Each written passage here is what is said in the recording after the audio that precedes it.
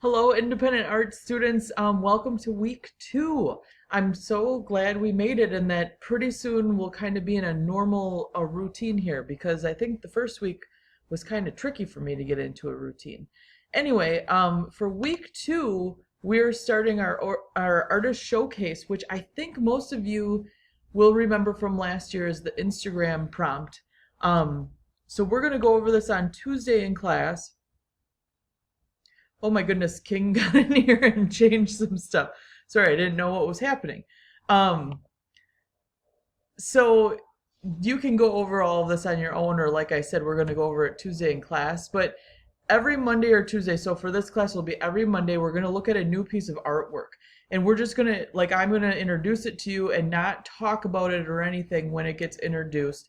And then you'll look at the piece, like you'll click on the Google slide here, see it up close, you'll see the title of the piece, who created it, what it's made out of, all that stuff. And then you need to make a public comment on it of these guidelines. So you just look at it, you know, get your opinions, gather your thoughts, and then you're going to write a comment on the photo, and then you're going to write a question on the photo. So, you know, if you're curious about what the artist was thinking when they created it, or you want to know what it's made out of, or you want to know uh, what the cost of it is, or anything. Neither of these things have to be deep and insightful, but they can be. It depends on like your level of comfort with looking at new pieces of artwork.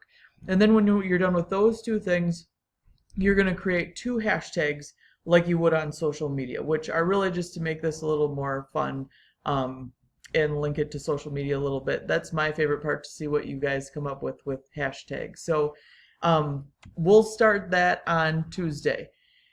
The following week, wow, King has some interesting photos in here. The following week, you'll come back and you'll have a conversation with the class. I might break you out into small groups to do it. And you'll talk about the piece. And then when you're done talking about it, I'll probably talk to you a little bit more about the artist, maybe why they created the piece, and maybe what the piece specifically is about. Again, I hope most of you will remember this from my classes last year.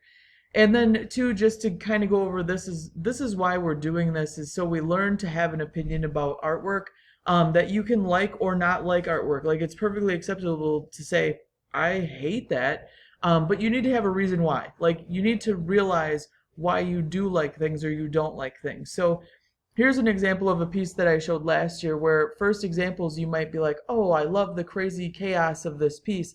I love the colors, the exciting lines, all the movement. Maybe you think it reminds you of a roller coaster or an amusement park ride.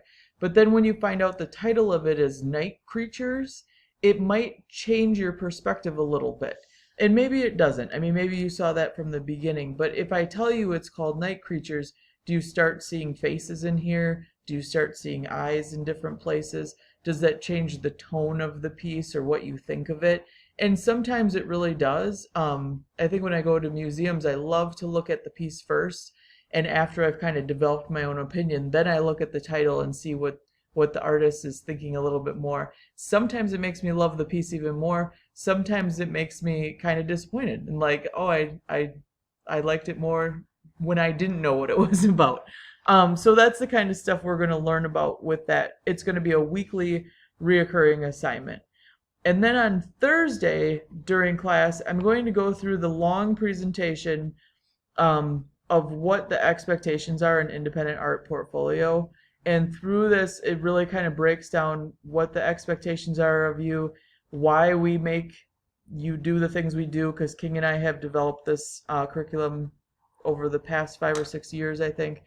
And that the whole goal of this class is to try to make you understand what it would be like to be a working professional artist. I understand you're still in high school, so I'm not, you know, it's obviously not like fully to that caliber, but I also know that a lot of you are going to school for art, or, you know, will do some art professionally in your life, even if it's like as a side hustle. So that's why we want you to know all the things that you do, or that we're trying to teach you.